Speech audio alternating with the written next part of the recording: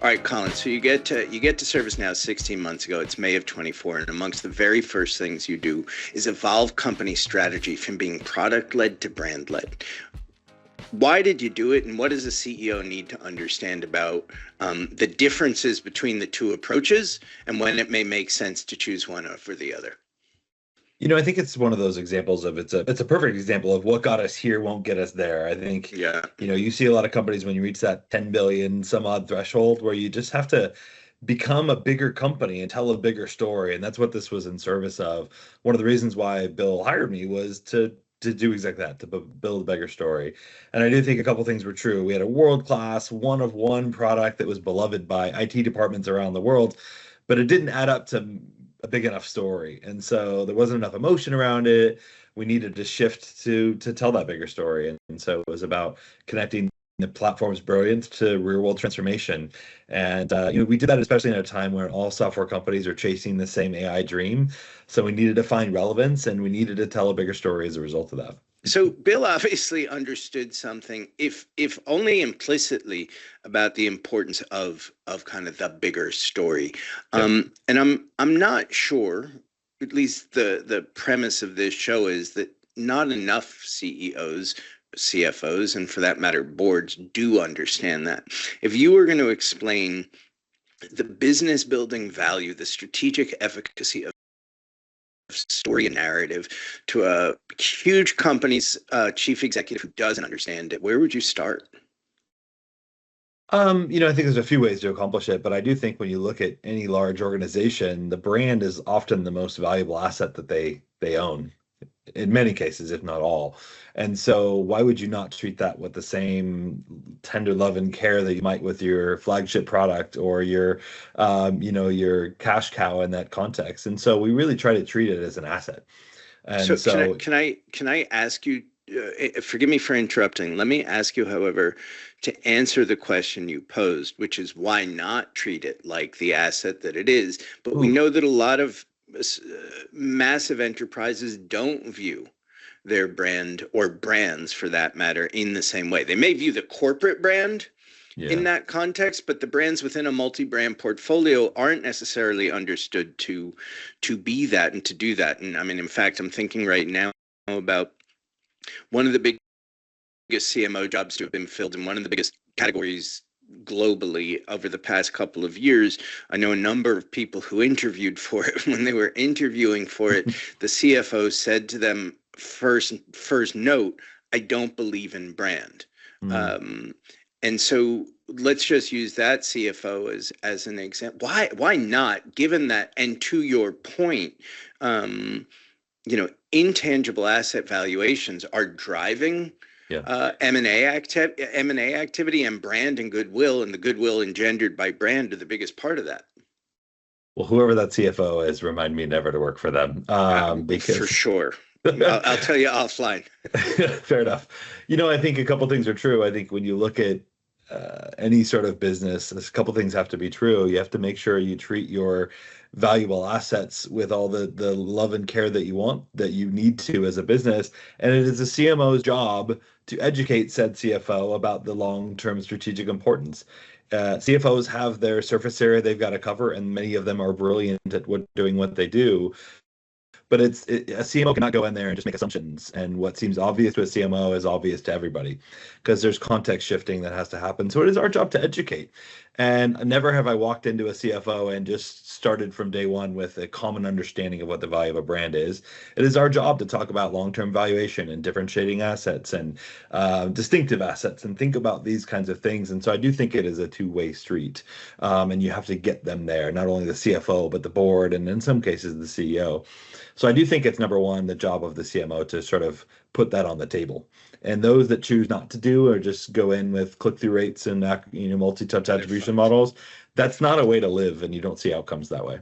It's certainly not a way to succeed. And I'm wondering if you have a story about one of the times you've had to educate, and I don't mean that pejoratively, but inform perhaps is a less pejorative word in this context. A CFO about the value of what you're doing or what you want to do, and that went.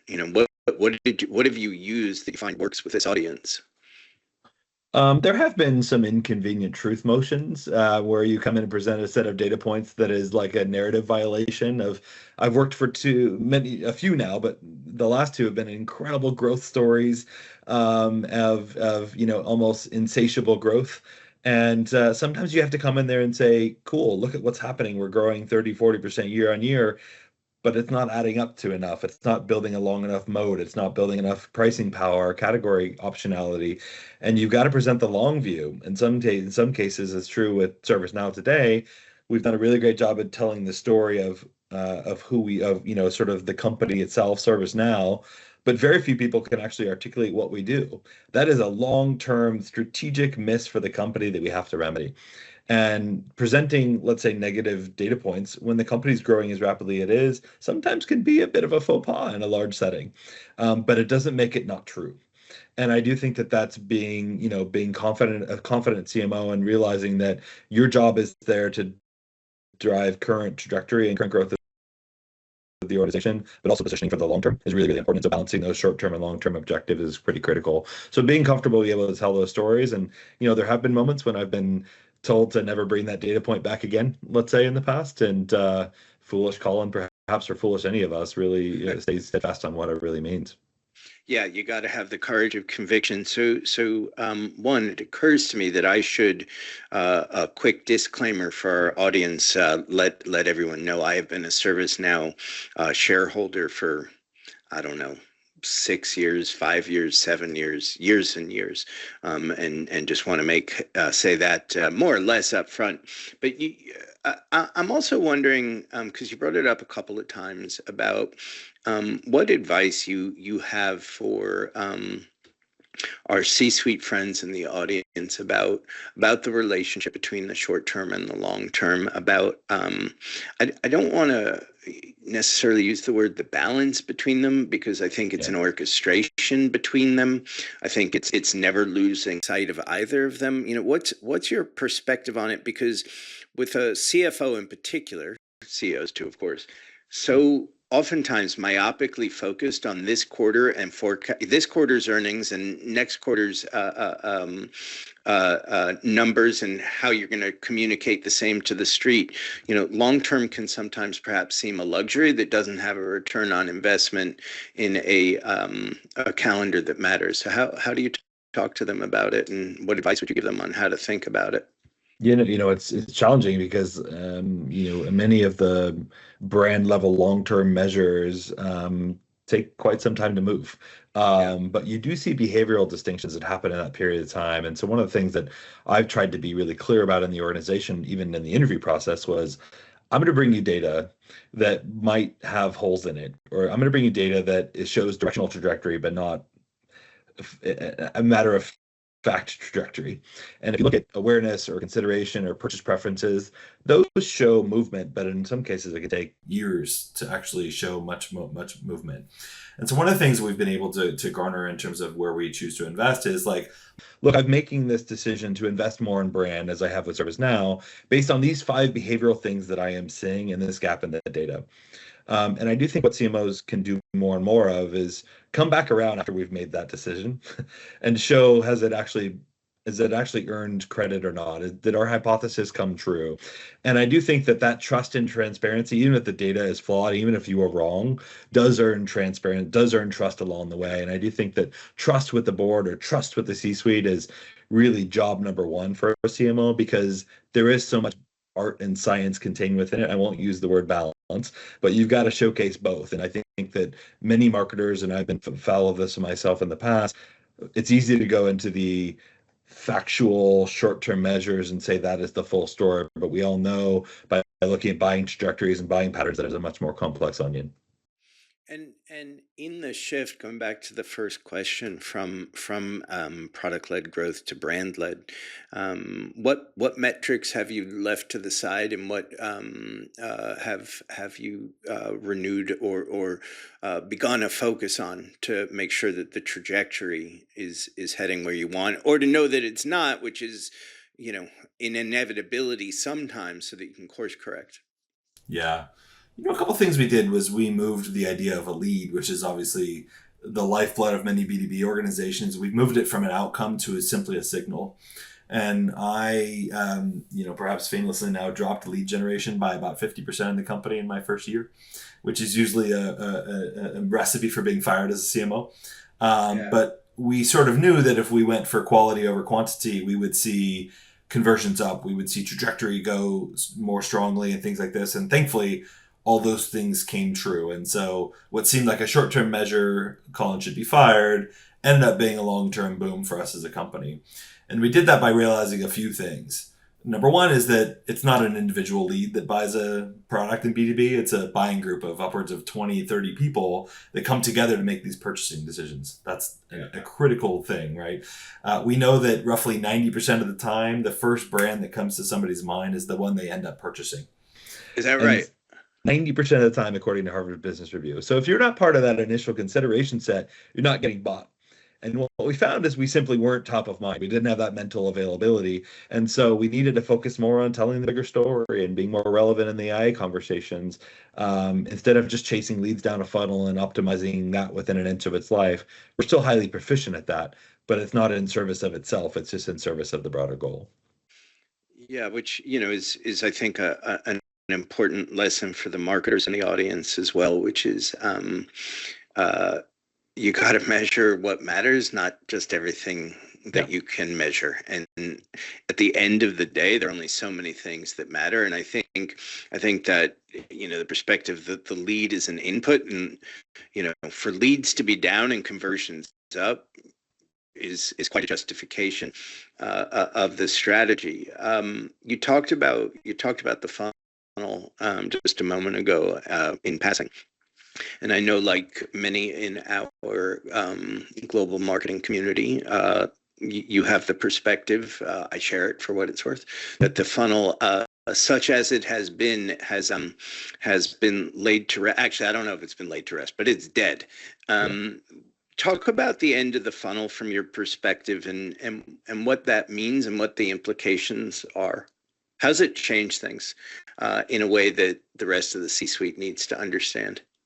I have built a lot of funnel slides in my day, and it's a very convenient mechanism for communicating a much more complex story that actually exists. It's not a linear trajectory. We talked about those 22 people that influence, on average, a B2B buying journey. Those people are not at the same place. Some of them are early indicators. Some of them are highly adapted, maybe have experience with your product or service. And so it is loops. It is not a funnel, because you're dealing with hidden buyers, obvious buyers. There's a myriad of determinations. And so I do think that the more you look at actually how buying happens, the more you realize that you can't use, it's not linear. And when you take it back at, when I look at how people buy ServiceNow, if I look back at a deal we won, there's hundreds, if not thousands, of touch points that happen over a given buying cycle, that all add up to something meaningful, but it doesn't mean that it happens in a linear trajectory. And so we've moved to what we call a buying group orientation, where we just make sure that we communicate the value of ServiceNow at certain points, and they don't happen at the same point. They don't happen at the same time. So a CFO may be, well, who the heck is ServiceNow? And the platform administrator may say, this is where I've spent my life. You have to treat them equally, because they equal hold influence. And I do think that's a different mindset. And I do think those that have taken the time to really understand how people buy in B2B blatantly disregard the idea of a funnel.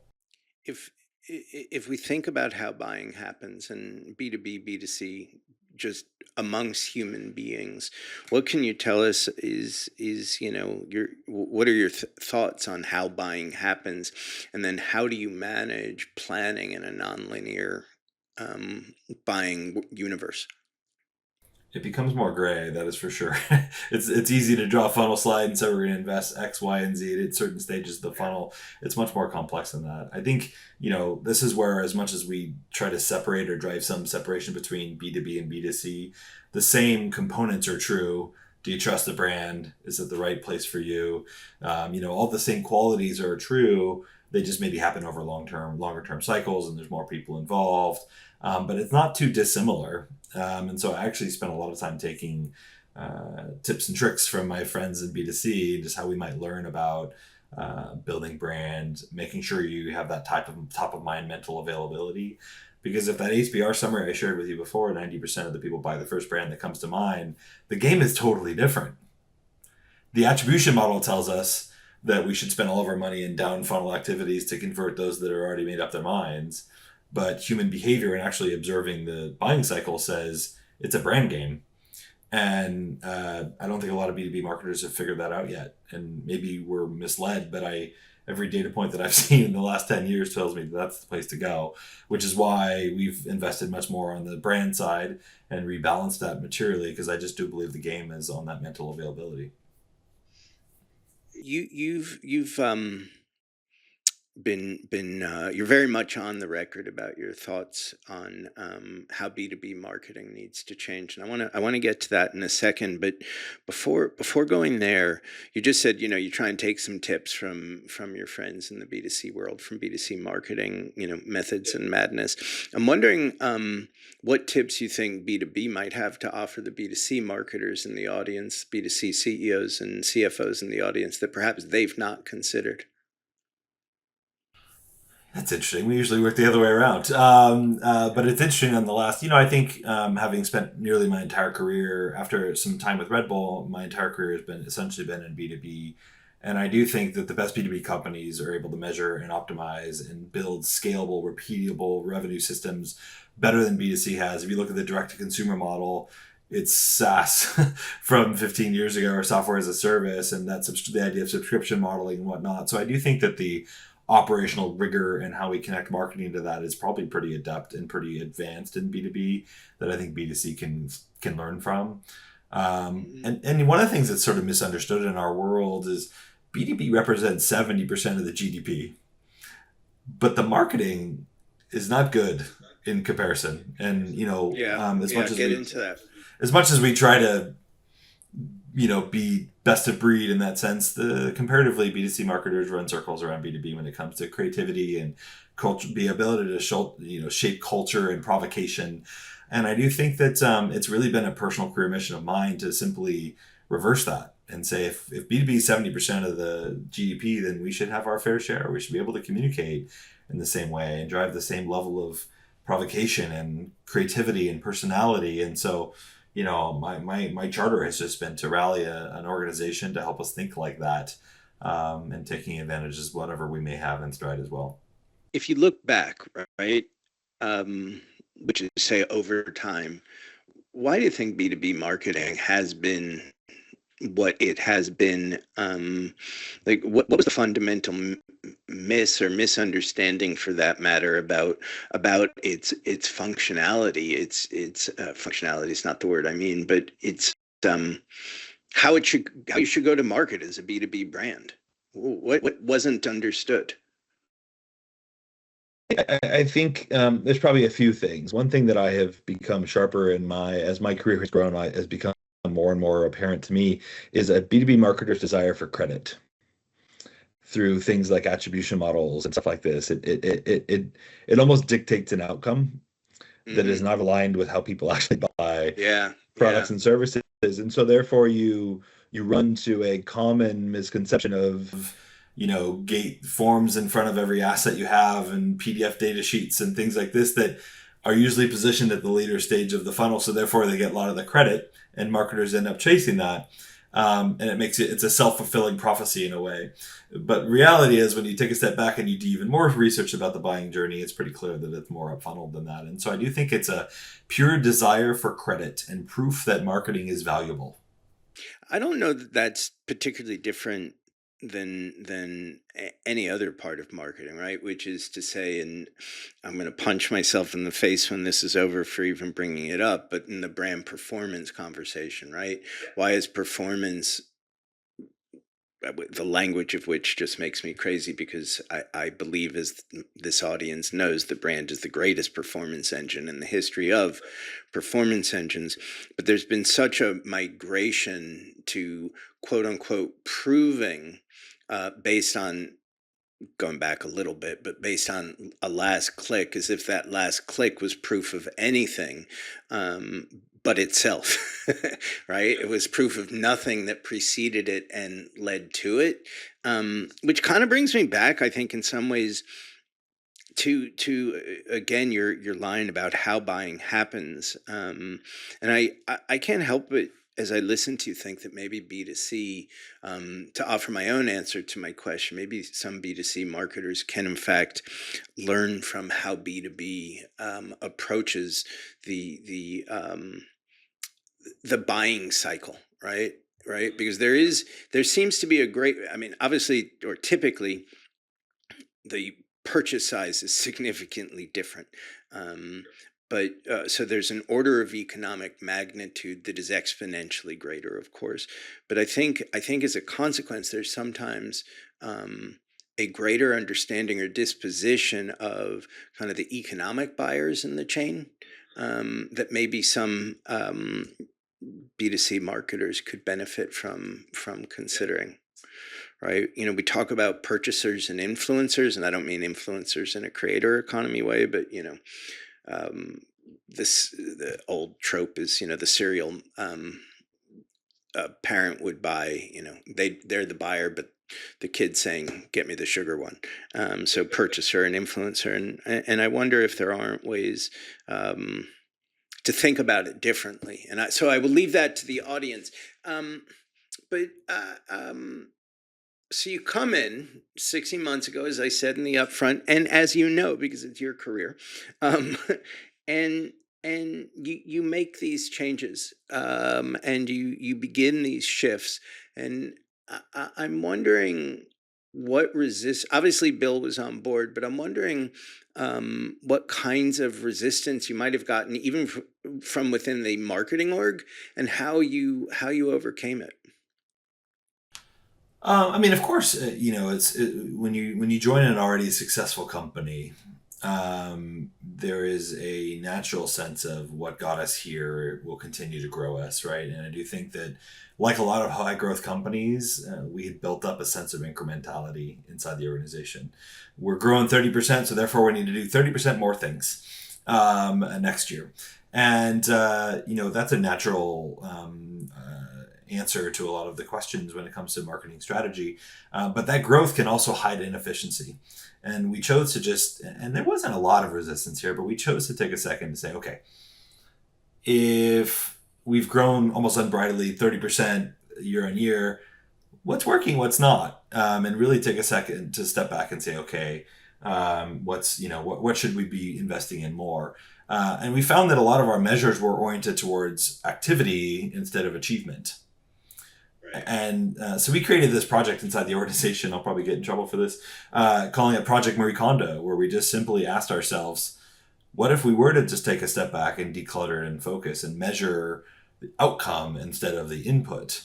And we found that a lot of what we were doing was not as effective as we thought it was. We were doing it just because it felt right instead of it was actually what the customers were asking for. So we ended up cutting content by 50%. We reduced our vendors by 63%. We moved from 200 campaigns down to 6 this past year. We did less work at higher quality, and we increased engagement by something 66% or something to this effect. So it showed that the link between activity and achievement was not exactly the same, and it was broken. And so it rarely is. It rarely is, but it's human nature for us to just add more as we scale the companies. And so we've proven that that link doesn't have to exist. And what an eye-opening moment for us to give time back to the marketing organization to say, hey, we can take that extra bit and make this a little bit better of an asset, or write that brief a little bit more strongly, or do anything that is worth doing, and take some time to invent new ideas. And I do think that has been a breath of fresh air to the team, and our employee survey results show it as well. And I do think that there's a lesson learned in that I hope we can continue to learn from ourselves. One of my biggest concerns, I have many concerns about where the world of marketing is going as it is transformed by the practice of marketing, I should say, as it is transformed by everything that it is being transformed by. But there seems to be this great emphasis on more and more faster that I can't help but think is the last thing anybody actually needs, because there's been there's so much marketing, speaking kind of globally, universally, and broadly across every single category, every brand, every product, every service. Who the fuck wants more marketing? Like, there isn't a consumer, a buyer, a customer, a marketer out there who wants more marketing. And yet there does seem to be a focus on quantity, like the focus on efficiency over effectiveness. Quantity over, presupposes quality, and that math just doesn't line up. What'd you guys do with the time you got back? I have a young daughter who is, of course, obsessed with Taylor Swift, as we all are, and what she's done to me is just truly amazing. In her recent podcast, she made references to somebody like, you're just saying words at this point. And we sort of use that as an analogy, which is like, we're creating marketing that's just saying words, but it doesn't stand up for anything. And so, one of the things we did was we found ourselves with the time and ability to say, how do we show up as one company? How do we show up as with a common message and a common language, that when we add it all up, it adds up to something that's greater than the sum of its parts, because that wasn't the case in prior. So I do think that it allowed us more time to be more planful, and a little bit more focused on what we ultimately wanted to say, and making sure that it was highly differentiated. It gave us time to experiment with technology like artificial intelligence that allowed us to be even more efficient and therefore more impactful along the way. So it was really just a time back gain, and it allows us to put more time and emphasis into finding that relevance we talked about at the beginning, and making sure that everything we did moved the message forward instead of just repeated it unnecessarily. How do you how do you hold yourselves accountable is the right word, but it feels a bit more punitive than I intend for it to do. But how do you hold the work accountable to always answering the question, why us? When every single piece of work, every post, every promotion, everything has to answer that question over and over again. There's the proverbial believe sign over the door at ServiceNow. We say now, do less exceptionally. And I do think that a couple things that I think are really, really important for us is it exceptional? Is it elite? The phrase elite level execution is literally the name of our communication groups. And so we hold everything up to a certain common standard, and we sort of judge ourselves by the quality of our work, not by the outcomes or the volume of content we create. And I do think that's been a fundamental mindset shift along the way. But another thing that we look at is, can we put our logo on? If we can put any other logo on anything we produce, it's wrong. And so that level of differentiation and uniqueness and clarity of thought has to be pervasive. And so I do think that less bureaucracy and putting more people in charge of approvals, but giving us a forum to share work and, in the most positive intent way possible, communicate whether or not we think it achieves that goal. And I do think that we get the best input from some of the most junior members of the team by doing so. And it's created this little awesome environment inside the company that just gives us the ability to be self-critical and along the work. And I think that's been a big cultural shift for us as well. So I want to push a little bit on what you just said about the evaluation of if you could put anybody else's logo on the work, it's the wrong work. That's a pretty fantastic aspiration, but I think in my experience, having been client side, agency side in particular, it's from the agency side my whole career. It's kind of a, if you'll allow me, I think it's a bit of a foolhardy expectation, great aspiration, silly expectation, because I think about all the times a client would have said to us at the agency, is this ownable? And we're like, if you do it first, it is, but otherwise, no, right? Like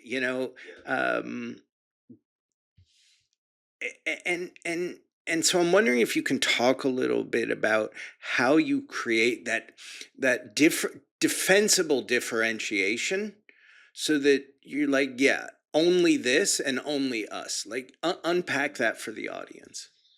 I think our job as CMOs or any marketing leader is to find the DNA of the company, and just point a big shining light on it, and find the best parts of it, and just extrapolate that to the best degree. The things that we're doing here at ServiceNow are much different than I've done in my past. It's not like we repeated the same playbook. And if you look at some of the things we've done, it's really driving off the optimism of a San Diego-based company that just truly wants to help. The company was founded on simply being helpful. And I do think that that's a huge part of everything that we do, is making sure that the DNA roots of ServiceNow, and there's a story about a woman called Phyllis that was really the reason why we created the company, that, pointing back to Phyllis, would Phyllis find this impactful? Would Phyllis find this helpful? And making sure that as the world goes to artificial intelligence, we give it an optimistic concept. We're going to put AI to work, and we're going to do it for people. Where everybody's talking about speeds and feeds about large language models and RAG and all these things, we're going to say we're going to help you put it to work, and we're going to do it to make your people better than what they are and better what they can actually do with their time in their lives. It's just taking a mindset and what the journey that we're all facing and finding an optimistic bent towards it. And I do think that a lot of the work went from hiring Idris Elba to this cast that we've represented in our work that actually represents the buying groups that we talked about before to a T, and just giving it a wink and a nod with optimism behind it has been the way we have found to differentiate ourselves. And for every company, it's different. In my past, it was another lens that we would pull on it. But I do think that our job is not to create or bring a culture or a DNA to the organization. It is to find that intrinsic DNA within the organization and extrapolate it from there. Yeah, and do it in a way that matters to the audience you're trying to reach and influence. And I have to say, I love the simplicity of being helpful. I talk a lot about more brands, more businesses needing to think like Mr. Rogers, which is to point to, if you remember, he used to say, in times of trouble, look for the helpers. And he would encourage his audience to be the helper. And I think more brands and businesses would do well to consider that every brand and every business is ultimately in the quality of life business, which is you're making somebody's life easier on some metric, right? And if you're not helpful, you're just taking up space and time. It's truth that inspiration can come from everywhere. Look at what we just covered. We covered Mr. Rogers and Marie Kondo as inspiration in a marketing conversation. Do not tell me that they're not sources of inspiration anywhere you look. It's pretty phenomenal, actually.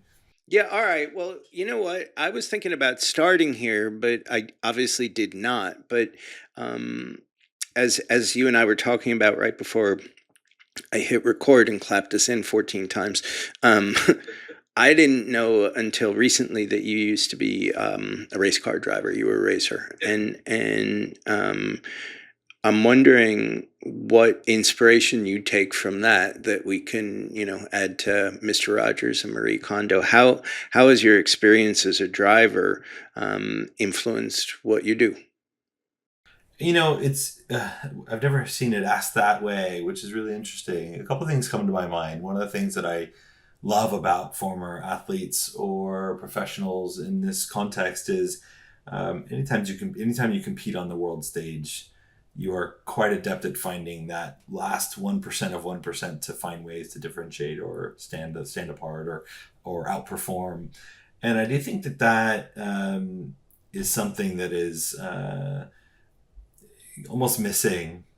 That grit, that determination, that focus. If you look at like Nick Drake at Google, who I admire, or a Kobe Bryant, or somebody that just well adept at just outworking and out.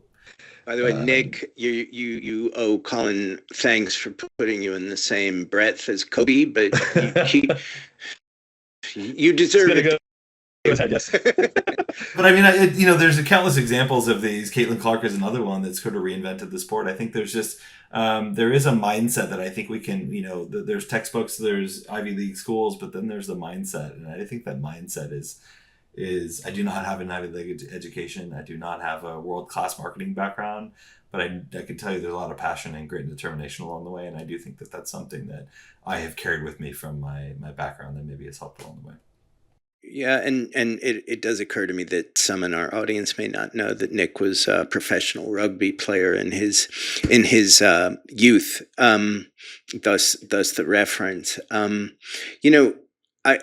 had breakfast probably like 6 weeks ago now with Joe McEwen, who's the CMO of the McLaren F1 team, when I was in London, and she was talking about, and I'm sure this is very common to fans of the sport. I happen not to be a particularly educated fan of the sport, a very casual one, but how even sponsored decals on the car, like literally the smallest amount of weight can influence the fraction of a second that can be the difference between first place and second place. And I'd not thought about kind of the sometimes very large effects of very simple and small things. And I'm kind of wondering, this is a terrible segue, but sorry. That wasn't even a segue. It was a tangent. It occurred to me. I shared it. She's wonderful. Right, so great CMO. She's great, doing a brilliant job. How I've been thinking quietly since our conversation began about risk and appetite for risk and appetite for strategic risk. And I think about, the growth trajectory that the business was on, growing 30% year over year when you got there, and kind of a what would have seemed a very natural, this is so not broken, let us not fuck with it.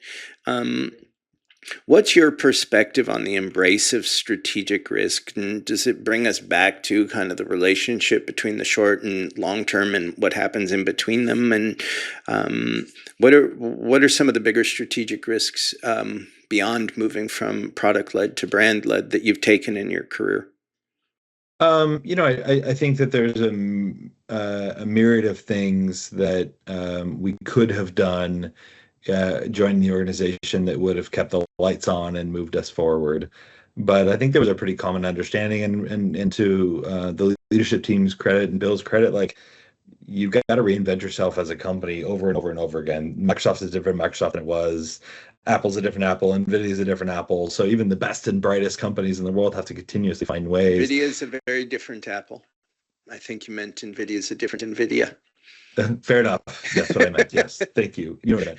But yes, I do think that what we saw before the market saw it for us was just an opportunity in front of us to continuously reinvent ourselves. And, one of the things I love about working within Bill's organization is just, he believes, he trusts, he lets you go. And so I do think that the reason why they hire people is to come in and do new and exciting things, not just to keep the lights on. And so I felt like it was an inflection point.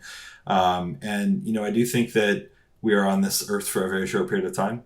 And, one of the things that I've tried to make as my career has grown, maybe make a legacy for Colin, whatever it may be, is hopefully helping reinvent the B2B distinction, because I do think that it's got a stigma that is unnecessary and not required. And why not, a few of us take a stab at changing it? So that's where the risk taking comes from.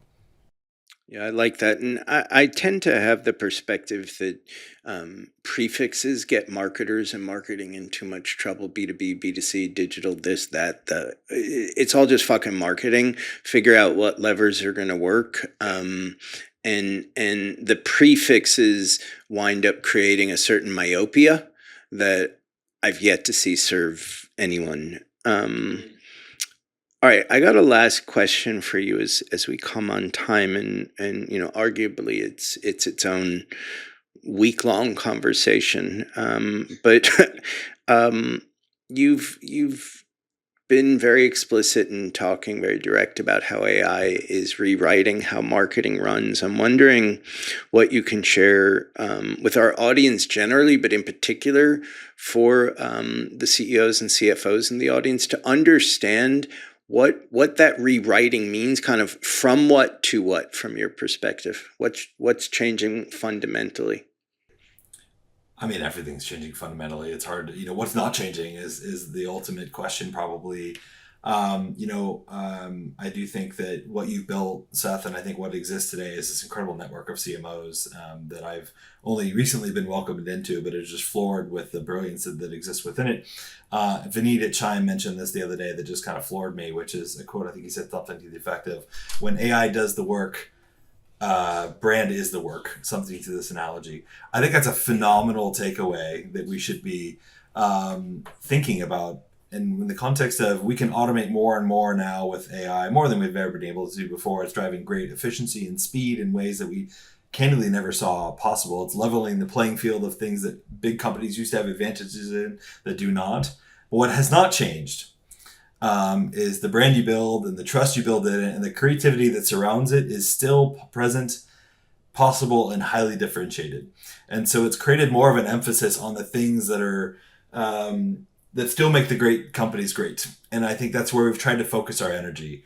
Automate the things that are mundane, that suck the life out of us. Let's be honest.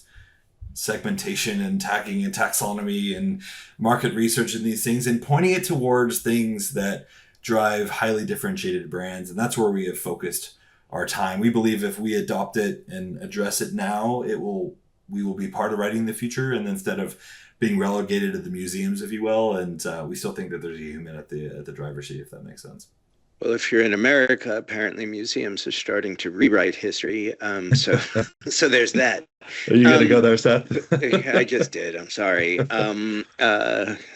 The unfathomable is suddenly fathomable. So, I'm interested. As you know, I love Vineet, and it's Vineet Mehra for those listening. And I'll drop in the show notes the conversation Vineet and I had on this show some months ago. I'm a brand person through and through. I'm a brand marketer. I began my career brand. I worry. I both worry and don't know, because I probably don't understand enough to know if brand actually, and this is not true in every category, but I wonder in many, if brand survives the machine era, which is to say, if we are bots marketing to bots, how do we translate the emotional resonance and relevance of a brand, a good brand, to something functional that can be interpreted by a machine? And can we? And what does that mean about brand? What does that mean about how brands are built, how they're communicated? These are the questions that, I don't know, they keep me up at night, because I have the fortunate position of not actually having to do that work.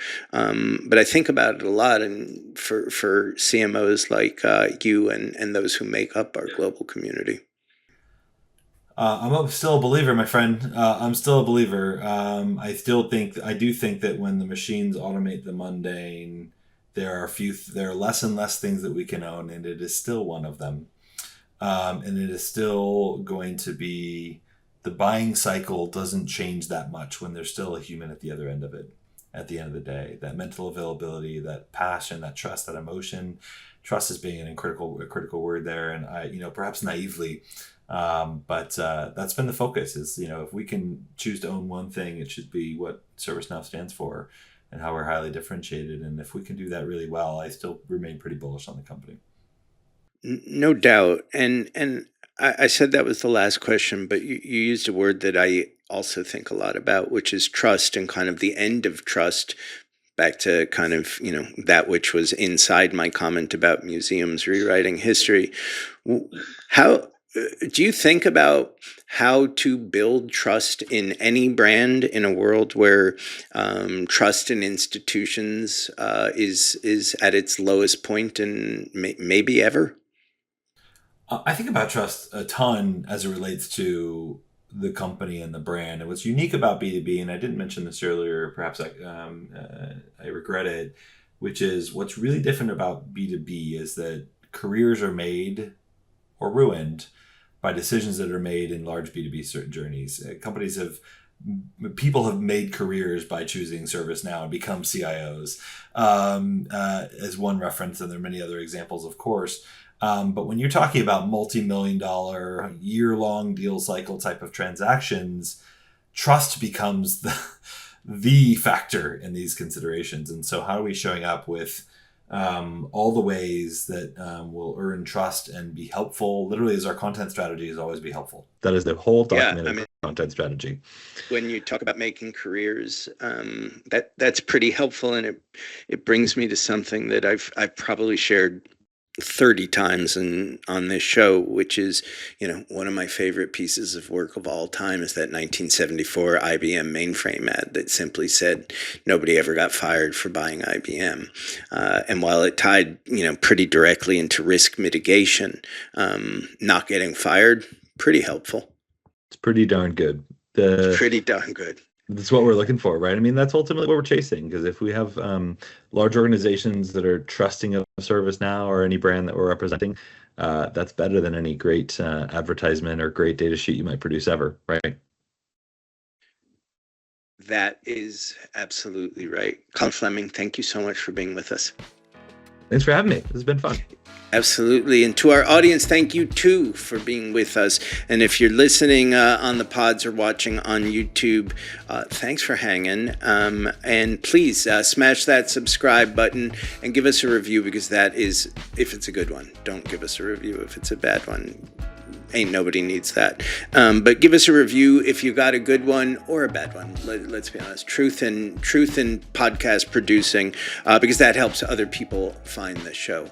Thanks, and we'll see you next time.